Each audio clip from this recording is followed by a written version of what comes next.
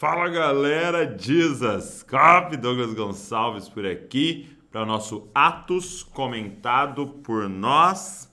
E hoje é o nosso 12º dia, dia 12. Nós vamos pôr a câmera em cima aqui e vamos juntos comentar o capítulo 23 e o capítulo 24 e vai ser incrível. Então, você que está aí, já pega aí seus marca-textos, já pega a sua caneta, já pega tudo, já fica preparado para a gente começar o nosso comentário juntos aqui. Vai ser incrível. Se você perdeu algum dos 11 dias, né, que a gente fez, é só você ir lá no YouTube, e aqui no YouTube, na verdade, né, e você procurar, que tem todos lá gravados para você estudar. Cara, nosso objetivo aqui é que você se pareça cada dia mais com Jesus e que você forme Cristo em outras pessoas.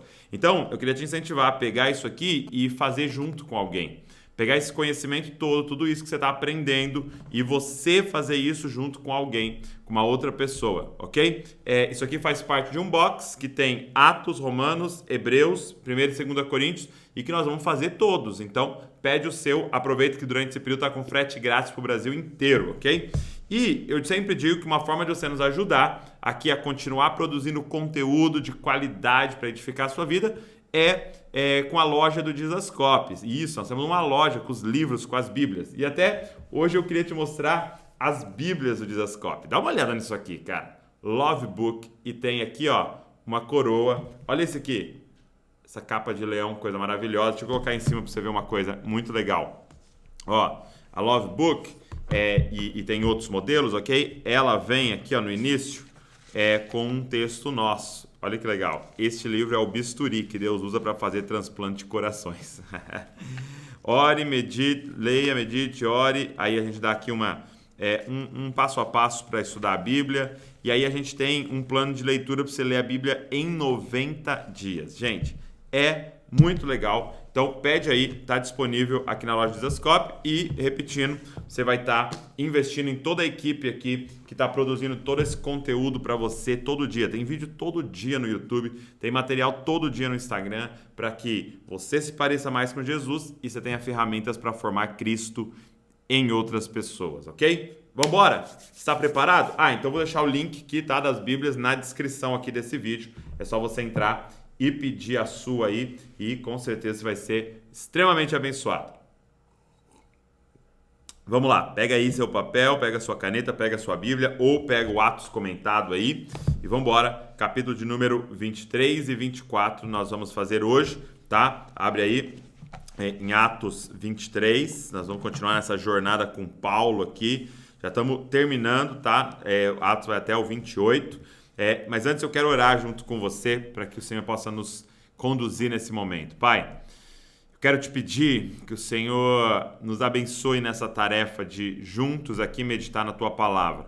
Senhor, nos guia em toda a verdade, nos guia nesse entendimento, nos faz crescer no Senhor, nos faz te conhecer mais aqui hoje através da Tua Palavra, Senhor Jesus. Pai, a Tua Palavra é poderosa, a Tua Palavra causa mudanças dentro de nós, transformações. Então o Espírito Santo vem e nos guia em toda a verdade. Usa a minha vida aqui e a vida de cada um que está aqui com a gente, no nome de Jesus. Amém e amém. Vamos lá? Vamos começar? Então, Atos, capítulo de número 23. Seguinte, Paulo, então, nós terminamos aqui, ele está diante dessas autoridades. Ele foi preso, né?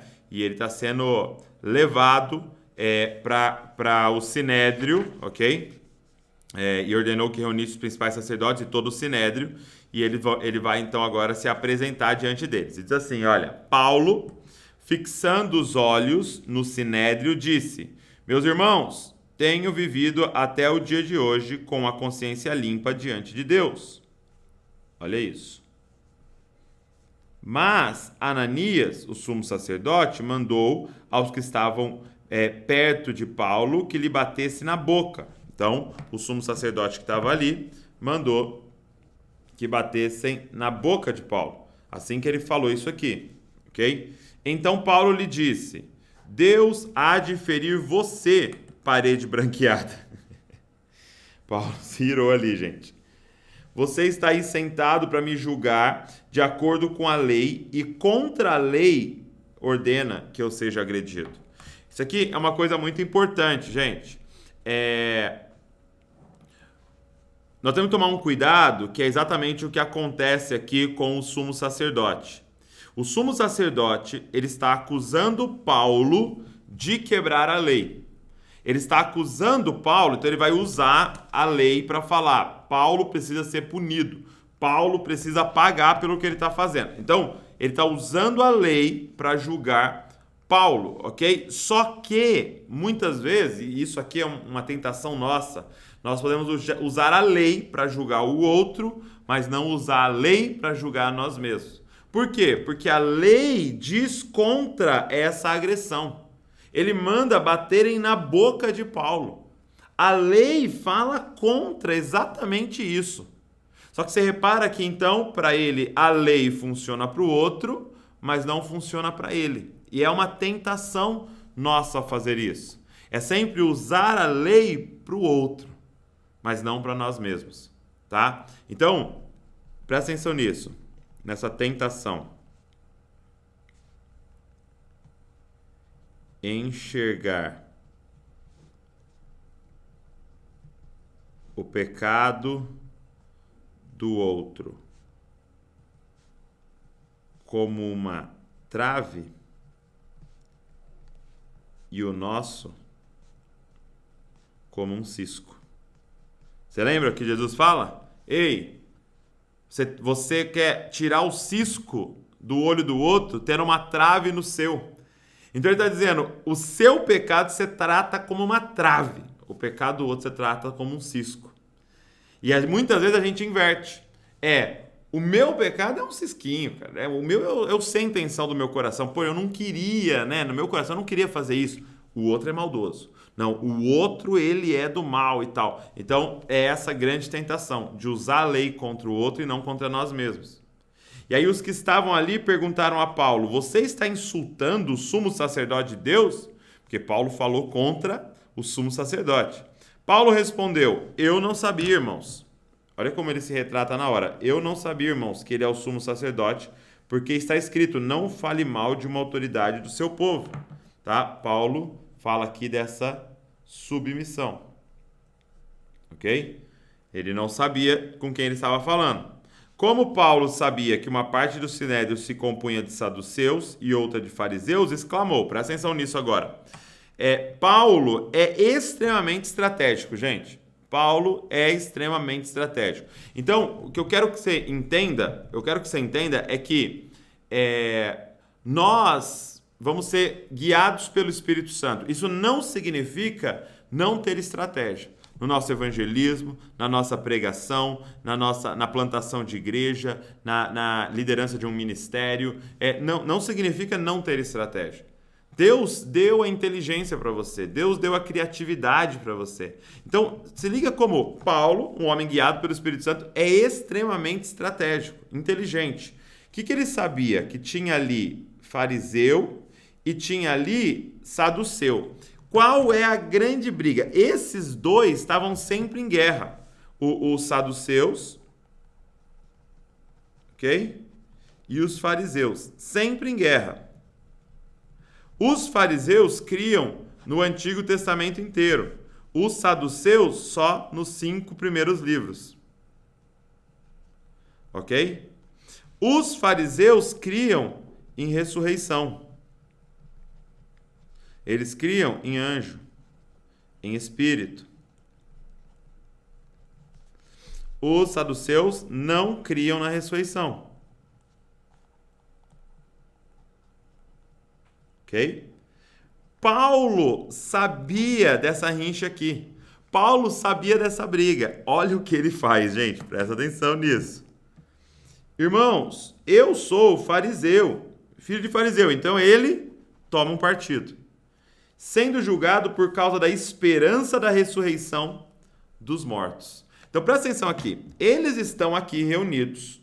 Presta atenção. Eles estão aqui reunidos para julgar Paulo, porque Paulo é líder dessa grande seita na cabeça deles, né, que quer destruir o judaísmo e tal. Aí Paulo fala assim: irmãos, eu sou fariseu. Opa, sou fariseu. Eu estou sendo julgado por causa da esperança da ressurreição dos mortos. Ele puxa o grande assunto que eles brigam. Olha isso. Dita essas palavras, começou uma grande discussão entre fariseus e saduceus e o sinédrio se dividiu. Divisão. Pois os saduceus dizem que não há ressurreição, nem anjo, nem espírito. Olha aqui. Eu falei para vocês. Ao passo que os fariseus admitem todas essas coisas. Houve, pois, muita gritaria no sinédrio, e levantando-se alguns escribas, que eram do partido dos fariseus, discutiam dizendo, olha isso, não achamos neste homem mal algum.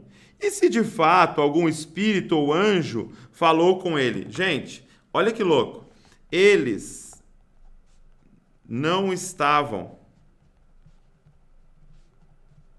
atrás presta atenção nisso, verdade, mas de estarem certos. É muito louco isso, porque isso acontece muitas vezes com a gente. Nós não estamos atrás da verdade, nós estamos atrás de estarmos certos. Por quê? Porque o que move essas pessoas é competição. Gente, a competição ela é como uma raiz nas coisas que a gente faz. É um coração que está ali para competir. Então, basicamente, eu não quero simplesmente estar certo. Eu não quero simplesmente a verdade, perdão. Eu quero estar certo em relação a você. Por quê? Porque o importante não é ter a verdade. O importante é eu estar certo. O importante é eu vencer uma discussão. Então, quando Paulo puxa esse assunto da ressurreição, eles entram em competição na hora. E aí, eles começam, isso que é muito louco, cara, a defender Paulo. Por quê? Porque agora defender Paulo é ganhar uma competição. E a gente tem que tomar muito cuidado, porque muitas vezes, nas nossas discussões denominacionais, teológicas, nós não estamos atrás da verdade, nós estamos atrás de estar certo. Eu nem ouço o outro considerando que o outro possa estar certo. Não. Eu ouço o outro já tentando de todas as formas encontrar argumentos de como destruí-lo, destruir os argumentos dele, destruir aquilo que ele está pensando, porque no fim eu só quero estar certo. Então eu pego os versículos que me beneficiam, e aí você pega os versículos que te beneficiam, mas a gente não está atrás da verdade. Estamos atrás da competição. E aí continua. Como a discussão ficava cada vez mais intensa, o comandante, temendo que Paulo fosse despedaçado por eles, mandou descer a guarda para que o retirasse dali e o levasse para a fortaleza. Então foram lá, prenderam ele. Na noite seguinte, o Senhor, pondo-se ao lado de Paulo... cara. Para aqui um pouquinho comigo. O Senhor, pondo-se ao lado de Paulo, disse. Quem é o Senhor, gente? É Jesus, ok? Quem que apareceu para ele na noite seguinte, gente? Jesus. Deixa eu falar uma coisa. Por que Paulo suporta tudo isso? Por que Paulo aguenta tudo isso? E, na verdade, ele vai em direção a tudo isso. Ele estava avisado, ei, você vai sofrer lá. Não, beleza, eu vou para lá. Por quê? Porque em meio a todo esse caos, em meio a toda essa perseguição, quem aparece para ele? Jesus, cara. É por causa dessa comunhão profunda que ele é capaz de suportar tudo isso. Sabe, o Evangelho de Mateus termina assim, e a gente termina todo o culto da família de Zascope com esse texto. Mas o último versículo é: e eis que estarei com vocês todos os dias até o fim dos tempos. Cara, quem gostaria disso? Quem gostaria dessa promessa sendo cumprida na sua vida? E eis que estarei com vocês todos os dias até o fim dos tempos. Agora, deixa eu te falar uma coisa. Esse último versículo de Mateus diz assim: e eis que estarei com vocês. O que significa e? Esse artigo aqui conecta essa ideia com a anterior. Então, quando acontecer a anterior, eu estarei com vocês todos os dias até o fim dos tempos. Não é algo solto. Não é algo, eu estarei com vocês todos os dias até o fim dos tempos. Não, e eu estarei... Ou seja, se acontecer isso aqui, vai acontecer essa segunda coisa. E o que é essa primeira ideia de Mateus 28 e a partir do 18? Jesus diz assim: toda autoridade me foi dada no céu e na terra, portanto, vão. Façam discípulos de todas as nações, batizando-os em nome do Pai, do Filho e do Espírito Santo e ensinando eles a guardar tudo o que vos tenho ordenado. E eis que estarei com vocês. Ou seja, você quer experimentar Jesus, você quer experimentar Deus, se lance a missão. Se lance a nossa missão de ser testemunha dele em todas as nações, em todas as partes. Cara, e quando eu falo todas as nações, eu não estou falando de você ir para outro país. Estou falando para você encontrar qual é o grupo que Jesus quer que você pregue. E ali naquele ambiente, mas Douglas, vão me rejeitar. Eis que estarei com você todos os dias. Mas Douglas, pode dar problema. E eis que eu posso perder o emprego. E eis que estarei com vocês todos os dias. Sabe por que missionários, apóstolos, esses caras aguentaram? Porque era momentos como esse, cara, que alimentavam o que eles estavam fazendo. E o Senhor, pondo-se ao lado de Paulo, disse: coragem, coragem, pois assim como você deu testemunho a meu respeito em Jerusalém, é necessário que você testemunhe também em Roma. Então presta atenção, o que Jesus está dizendo? Eu vou te levar para Roma para você testemunhar. Então guarda isso, gente. Quem que falou para ele que ele vai para Roma para testemunhar? Jesus, certo? Então vamos lá, vamos continuar. Quando amanheceu, os judeus se reuniram e juraram que não haviam de comer nem beber enquanto não matassem Paulo. Então eu te pergunto, todo jejum está correto? Não. Toda oração está correta? Não. Toda leitura bíblica está correta? Não. Nós vamos ter que olhar para essas coisas perguntando, por que você está fazendo? Qual é o coração por trás do que você está fazendo? E sabe qual é o coração aqui? Eu continuo. Competição. É muito louco, por quê? Porque se você perguntasse, ele responderia que era para a glória de Deus. Mas na verdade é competição. Porque quando é que Deus mandou isso? Quando é que Deus mandou matar essa pessoa? Eram mais de 40 os que se envolveram nessa conspiração. Então deixa eu fazer uma segunda pergunta. Toda unidade é boa? Não, nós temos que ser um. Nós temos que estar juntos. A pergunta é, por que vocês estão unidos? Qual é o objetivo? Qual é o propósito? Então, estes foram falar com os principais sacerdotes e os anciãos e disseram: juramos sob pena de maldição não comer coisa alguma enquanto não matarmos Paulo. Por isso agora, juntamente com o Sinédrio, mandem um recado ao comandante para que ele o apresente a vocês, sob o pretexto de que desejam investigar mais acuradamente o caso dele, e nós, antes que ele chegue, estaremos prontos para matá-lo. Então eles montam um plano, ok? Um plano para matar Paulo. Eles falaram, você vai trazer ele para cá, então no caminho a gente vai estar esperando, a gente já pega ele no caminho e a gente já mata ele. Mas o filho da irmã de Paulo, tendo ouvido a respeito da trama, entrou na fortaleza e contou tudo para Paulo. Deixa eu te falar uma coisa. Isso aqui é uma coisa muito importante. Gente, nós temos controle sobre isso daqui? Se tiver alguém tramando contra você, para te caluniar, para te prejudicar, como aqui Paulo, né, para parar o que Paulo estava fazendo. Se tem alguém em algum lugar hoje tramando contra você, você tem controle sobre isso? Tem como você fazer alguma coisa? Tem como você parar? Tem como eu parar? Não. Então, por que a gente não entra em parafuso em pensar, tem alguém em algum lugar que vai querer me prejudicar? Por que isso não nos para? Por causa disso aqui, ó. Quem falou que ele vai para Roma? Quem falou que ele vai para Roma? Quem que apareceu para ele e falou para ele? Cristo. Deixa eu te perguntar uma coisa. Alguém pode impedir Cristo? Parar Paulo, qualquer um pode. É frágil. Ele morre. Agora, alguém pode impedir Cristo?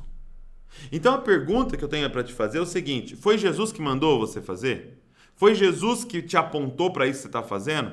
Então, descansa. Se a resposta é sim, descansa, porque ninguém pode parar aquilo que Jesus falou que vai fazer.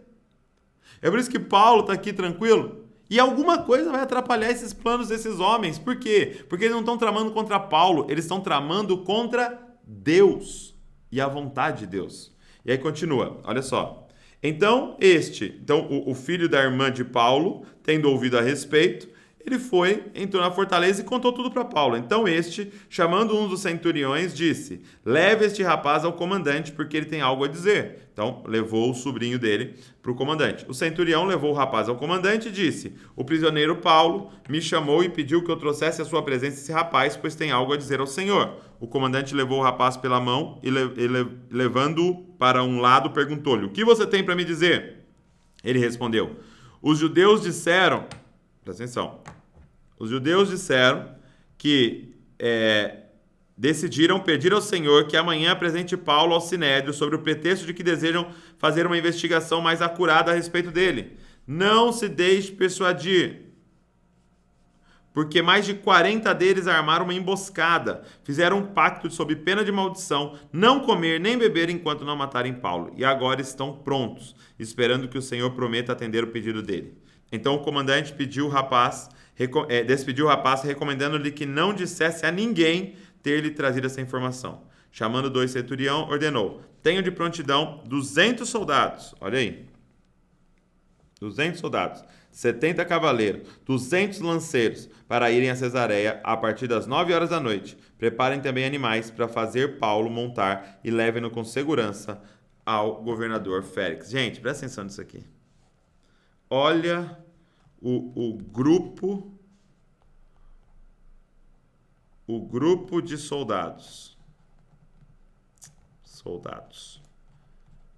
para proteger Paulo. Ah, meu irmão. Presta atenção. Olha isso aqui, ó. 200 soldados, 70 cavaleiros, 200 lanceiros para ir a Cesareia. Gente, olha isso daqui. Mas por quê? Porque ele estava fazendo o que Deus mandou fazer. Então Deus vai cuidar da segurança daquele que está no centro da sua vontade. Nada pode parar aquilo que Deus mandou você fazer. Então não tenha medo, seja ousado naquilo que Deus mandou você fazer. Só tenha medo, só seja tímido naquilo que Deus não mandou você fazer. Essa é a questão. E aí, o comandante escreveu uma carta nestes termos: Cláudio Lísias ao excelentíssimo governador Félix. Então, gente, olha a autoridade que ele vai ver agora, o governador Félix. Saudações! Este homem foi preso pelos judeus e estava prestes a ser morto por eles, quando eu, sobrevindo com a guarda, o livrei por saber que ele era romano. Então, o fato é que Paulo é romano. Querendo certificar-me do motivo por que o acusaram, levei ao sinédrio deles. Descobri que ele era acusado de coisas referentes à lei que os rege, mas nada que justificasse a morte ou mesmo prisão. Sendo informado que ia haver uma emboscada contra o homem, tratei de enviá-lo imediatamente ao Senhor, intimidando também os acusadores a irem dizer na sua presença o que eles têm contra ele. Passe bem. Então, ele envia Paulo para Félix e fala: ó, o pessoal daqui do Sinédrio vai aí para apresentar o que eles têm contra Paulo. Então os soldados, conforme lhes foi ordenado, pegaram Paulo e durante a noite conduziram até Antipátride. No dia seguinte, voltaram para a fortaleza, tendo deixado os cavaleiros encarregados de seguir viagem com ele. Quando esses chegaram a Cesareia, entregaram a carta ao governador e também lhe apresentaram Paulo. Lida a carta, o governador perguntou de que província Paulo era, e quando soube que era de Cilícia, disse: ouvirei você quando chegarem os seus acusadores, e mandou que ele ficasse preso no pretório de Herodes. Ok? E aí, Paulo, então, vai ter como testemunhar diante de Félix, ok? E aí a gente vai começar o capítulo de número 24, então. Presta atenção. Olha só, 5 dias depois, o sumo sacerdote Ananias foi até Cesareia com alguns anciãos e com certo orador chamado Tértulo, os quais apresentaram ao governador a sua acusação contra Paulo. Então, o sumo sacerdote Ananias, então, cara, o líder supremo lá, ele vai até Félix para apresentar a sua acusação contra Paulo. Depois que Paulo foi chamado, Tértulo passou a acusá-lo, dizendo: excelentíssimo Félix, tendo nós desfrutado de paz perene... Eu quero que você preste atenção nisso aqui, ó. tendo nós desfrutado de paz perene por meio do Senhor e tendo sido feitas por seu proveniente cuidado, notáveis reformas em benefício desse povo, sempre em todos os lugares, reconhecemos isso com profunda gratidão. Gente, presta atenção no seguinte, os romanos estavam oprimindo o povo de Israel. Olha isso, gente. Olha que hipocrisia. Olha isso. Olha que relação por interesse que é apresentada aqui. Sabe, eles estão ali contra Paulo, que está querendo destruir o judaísmo, né, os judeus e tal, com as suas heresias. Mas, gente, ele está aqui elogiando e está falando de uma relação com aquele que verdadeiramente estava destruindo o povo. Mas por quê? Porque ele não estava atrás de defender a Deus, ele não estava atrás de defender o povo de Deus, ele estava atrás dos seus próprios interesses. Esse é o ponto. Nós não podemos nos enganar muitas vezes, e aqui, gente, não estou falando de outros, eu estou falando de nós. E muitas vezes a gente dizendo que, não, isso aqui está errado, porque isso desagrada a Deus, mas muitas vezes desagrada a nós. A gente está ali falando numa defesa de Deus, mas muitas vezes a gente está numa defesa de nós mesmos, os nossos interesses. E aqui é algo para a gente parar e tomar extremo cuidado com a forma que nós mesmos estamos agindo.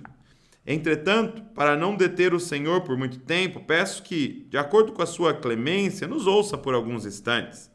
Porque, tendo nós verificado que este homem é uma peste, olha isso, gente, verificado que esse homem é uma peste e promove desordem entre os judeus do mundo inteiro, sendo também o principal agitador da seita dos nazarenos. Então, olha como ele chama os discípulos, os nazarenos, né?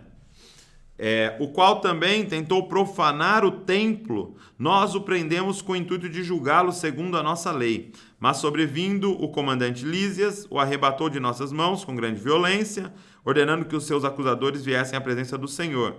Se o interrogar, o Senhor mesmo poderá tomar conhecimento de todas as coisas de que nós o acusamos.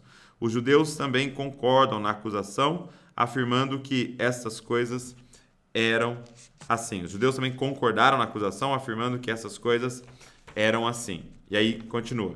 Quando o governador fez sinal para que Paulo falasse, ele disse... Então, vamos lá. Olha a fala de Paulo. Sabemos que há muitos anos o Senhor é juiz dessa nação. Sinto-me à vontade para me defender. O Senhor mesmo pode verificar que se não passaram mais de 12 dias desde que fui a Jerusalém para adorar a Deus. Então, Paulo diz, eu fui para Jerusalém para adorar a Deus.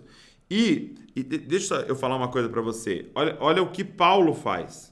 Sabendo que há muitos anos o Senhor é juiz dessa nação. Sinto-me à vontade para me defender. Então, repara que ele não elogia. Ele não diz, meu Deus, o Senhor é maravilhoso.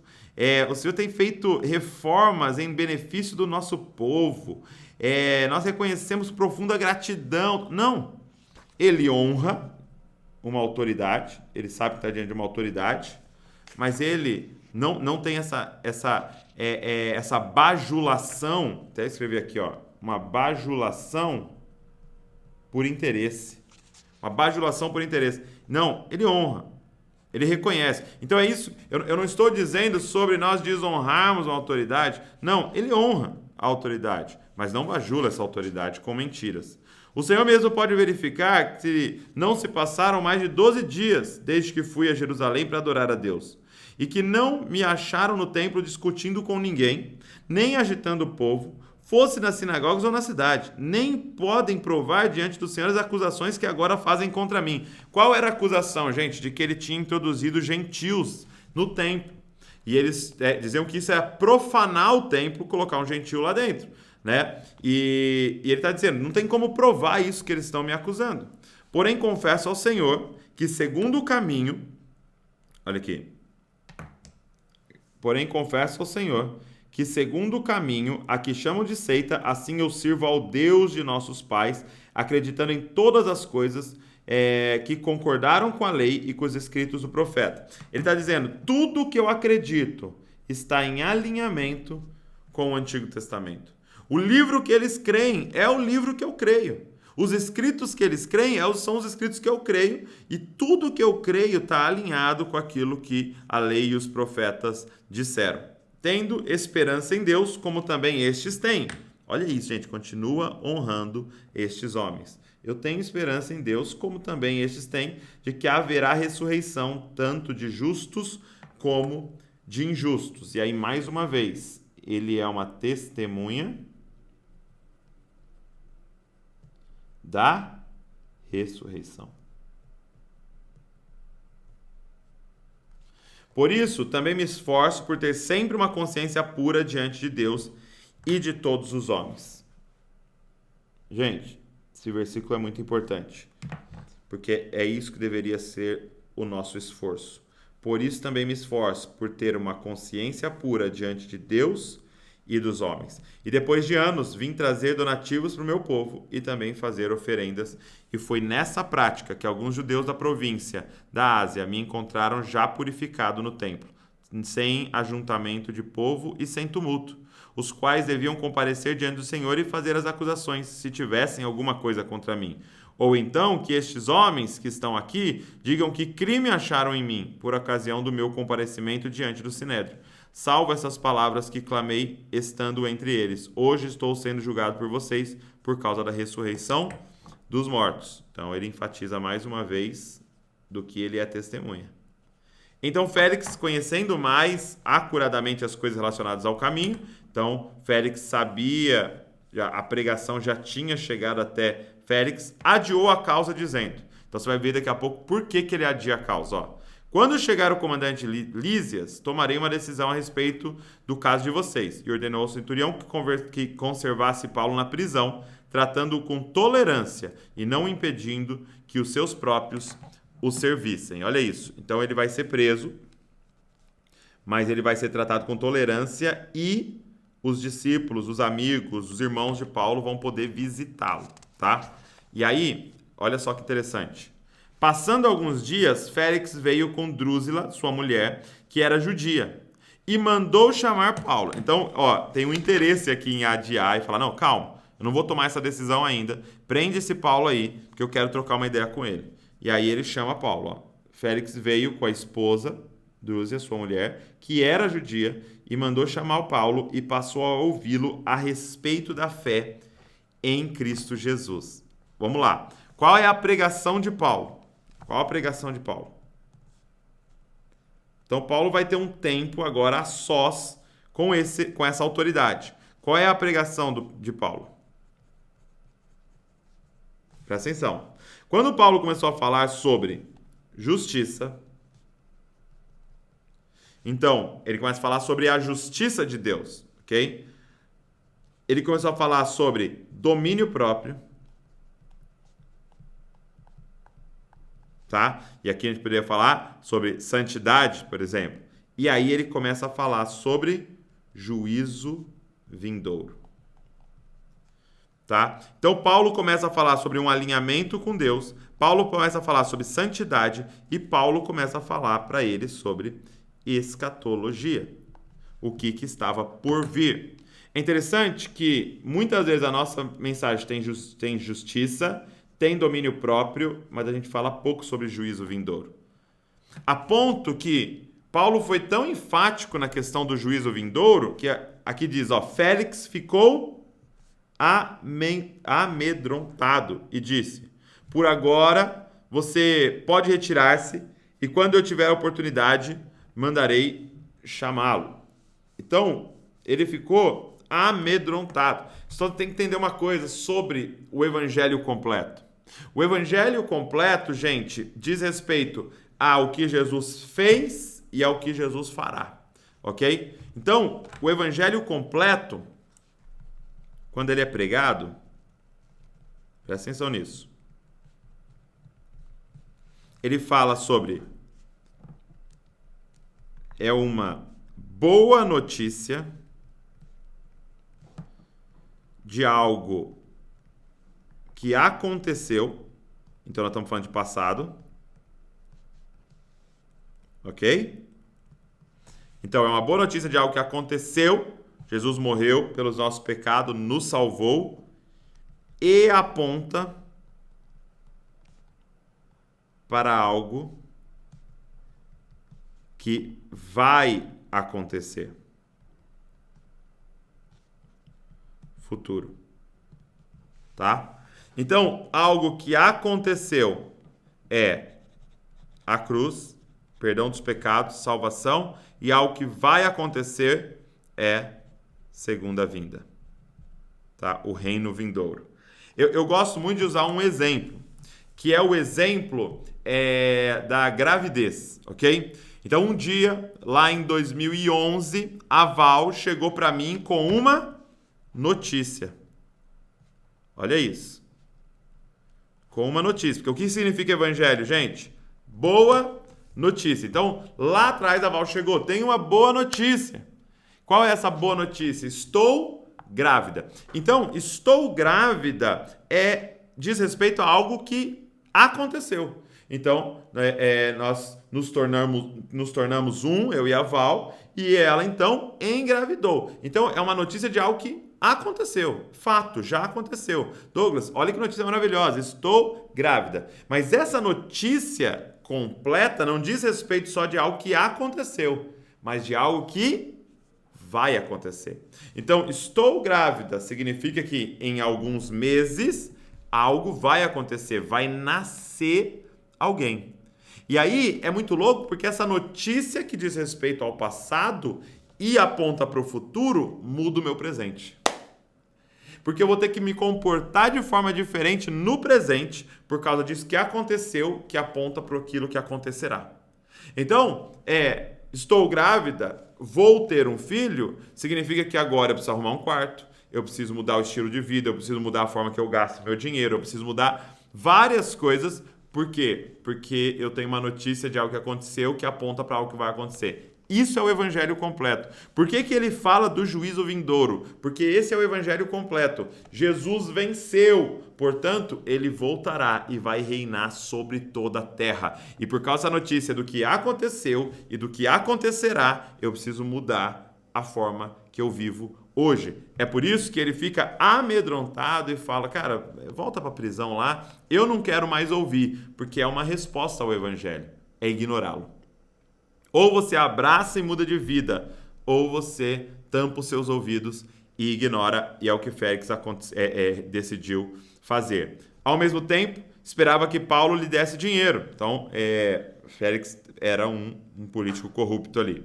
Por isso, chamando o mais frequente, conversava com ele. 2 anos mais tarde, gente, presta atenção, 2 anos mais tarde, Félix teve sucessor Pórcio Festo, e como Félix queria assegurar o apoio dos judeus, manteve Paulo encarcerado. Então Paulo passa um grande período aqui e ele vai escrever cartas a partir daqui, ele recebe visitas a partir daqui, e o que a gente lê no Novo Testamento tem a ver com esse período de Paulo preso aqui, ok? E assim a gente encerra o capítulo de número 24 e a gente vai nosso próximo encontro, quarta-feira, o capítulo número 25 e 26, vai ser o nosso penúltimo dia, sexta-feira, nosso último dia, tá? Em Atos, comentado por nós. Eu espero que esteja sendo abençoadíssimo como eu estou. Essa história da igreja, que a gente chama de primitiva, né? Ela nos inspira a ir além, a buscar esse avivamento, a viver isso mais uma vez, a viver como esses discípulos viveram, para ver uma igreja forte e poderosa como essa que nós vimos aqui. Então, eu espero que você esteja sendo extremamente abençoado. Eu disse para vocês hoje que o que eu indiquei são as Bíblias do Dizascope. Pede aí, a gente entrega na sua casa. O link está aqui na descrição. Seguinte, tudo que a gente faz aqui é para formar Cristo em você e para te dar ferramentas para você formar Cristo em outras pessoas. Então pega esse link, manda para todo mundo para que mais pessoas sejam abençoadas, mais pessoas sejam ativadas aí no Espírito Santo para viver tudo que Deus tem para elas, ok? Não guarda isso só para você, compartilha, pega o link, manda para todo mundo, tira um print da tela, posta nos seus stories, chama a galera para estudar Atos aí junto com você, estudar as Escrituras junto com você. Se inscreve aqui no canal se você ainda não é inscrito. Também curte, deixa um comentário para a gente saber o que Deus tem ministrado no seu coração. Deus abençoe você e não se esqueça, você é uma cópia de Jesus. Valeu!